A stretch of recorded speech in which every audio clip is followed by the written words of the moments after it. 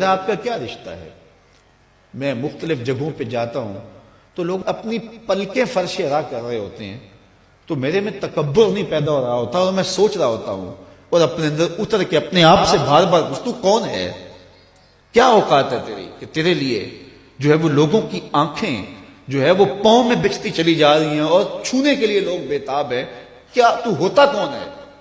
تو پھر میں یہی سوچتا ہوں، اندر سے آواز ہی آتی ہے کہ تیرے میں کچھ نہیں ہے لیکن تیرے لبوں پہ نام حضور کا ہے، تو اس نام کی وجہ سے ہمارا رشتہ ہے۔ آپ کے لیے میرے دل میں جذبات ہیں، محبت ہیں۔ میں ساری رات کا تھکا ہوا بھی صبح دوڑ کے آپ کے پاس آ گیا۔ آپ سے مجھے کوئی غرض ہے؟ آپ سے میں نے کوئی پیسے لینے ہیں؟ مجھے کیا غرض ہے آپ سے؟ کوئی ووٹ مانگنا ہے کل میں نے آپ سے؟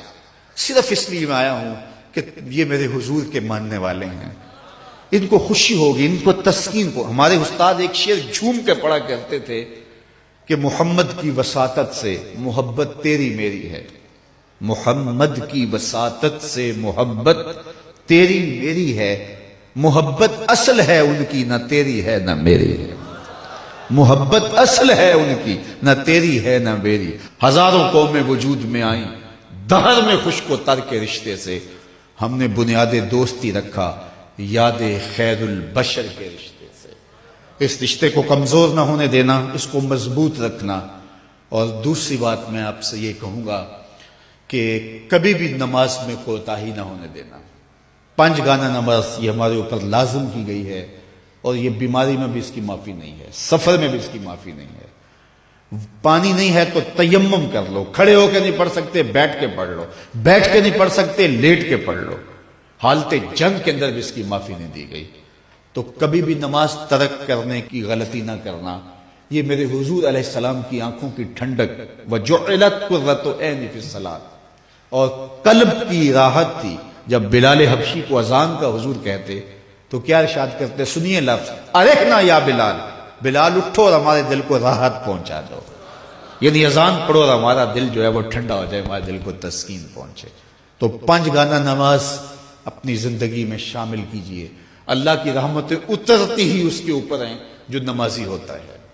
جو بے نماز ہوتا ہے، اللہ اکبر، حضرت سلطان باہو فرماتے ہیں اسے تو خنزیر بھی پناہ مانگتا ہے۔ اور شیخ سعدی بولے اسے قرضہ نہ دو جو بے نمازی، اس لیے کہ وہ رب کا قرض ادا نہیں کرتا، تمہارا قرض کیسے ادا کرے گا؟ اور حضور غوث اعظم رضی اللہ تعالیٰ عنہ جن کی 11ویں پکاتے ہیں، وہ کیا کہتے ہیں؟ فرماتے ہیں بے نمازی کو مسلمانوں کے قبرستان میں دفن نہ کیا جائے۔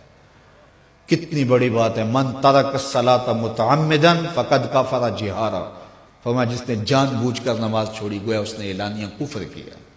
قیامت کے دن بندے سے سب سے پہلا سوال نماز کا ہوگا۔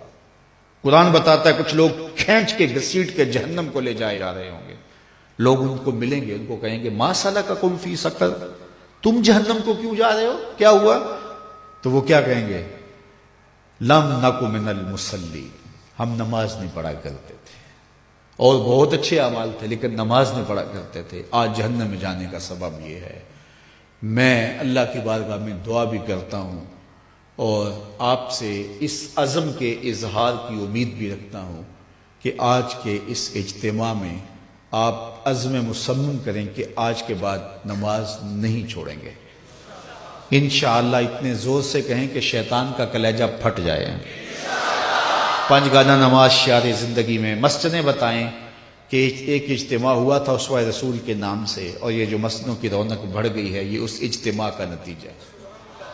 تو پھر یہ سامعین اور یہ منتظمین خوش ہو جائیں گے، اور یہ خبر میرے کانوں تک پہنچی تو مجھے بھی خوشی ہوگی، یار میں نے اور انہوں نے کیا خوش ہونا ہے، آمنہ کے لال خوش ہو جائیں گے کہ ان لوگوں نے 5 گانا نماز شعار زندگی بنا لیا ہے۔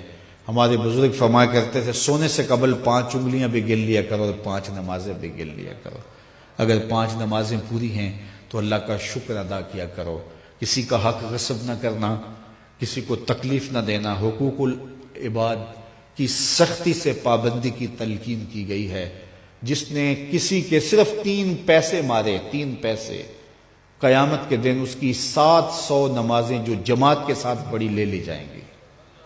700 نمازیں صرف ایک ٹگے کے عوض میں لے لی جائیں گی، 3 پیسوں کے عوض میں لے لی جائیں گی۔ تو اب مجھے بتائیے کہ اگر سویر سے لے کر ہم شام تک فراڈ کر رہے ہیں، دھوکہ کر رہے ہیں، لوگوں کے کلیجے چیر رہے ہیں، ہمارے جملوں کے نشتر لوگوں کے کلیجے پھاڑ رہے ہیں، تو پھر قیامت کے دن کس کس کا حساب دیں گے؟ کتنی کو نمازیں ہمارے پاس جو ہم دے کے جان چھڑائیں گے؟ تو آئیے اس تھوڑی سی زندگی کو اللہ کے نام پہ گزاریں، اللہ کے نام پہ گزاریں۔ آج موقع ہے، توبہ کا دروازہ کھلا ہے، کل سب کچھ نہیں ہوگا۔ بندے کو اس وقت سمجھ آتی ہے جب سمجھ آنے سے کچھ فائدہ نہیں ہوتا۔ وہ قرآن بتاتا ہے کہ ظالم ہاتھ کاٹیں گے لیکن کوئی فائدہ نہیں ہوگا، اور وہ کہیں گے کہ یا لیتنی قدمت لحیاتی، کاش میں یہ زندگی آخرت والی زندگی کے لیے گزاری ہوتی، لیکن پھر کوئی فائدہ نہیں ہوگا۔ آج کا پچھتاوا کل کی بہتری کی ضمانت ہے۔ وقت پر کافی ہے ایک قطرہ بھی آب خوش ہنگام کا، جل گیا جب کھیت برسا می تو پھر کس کام کا۔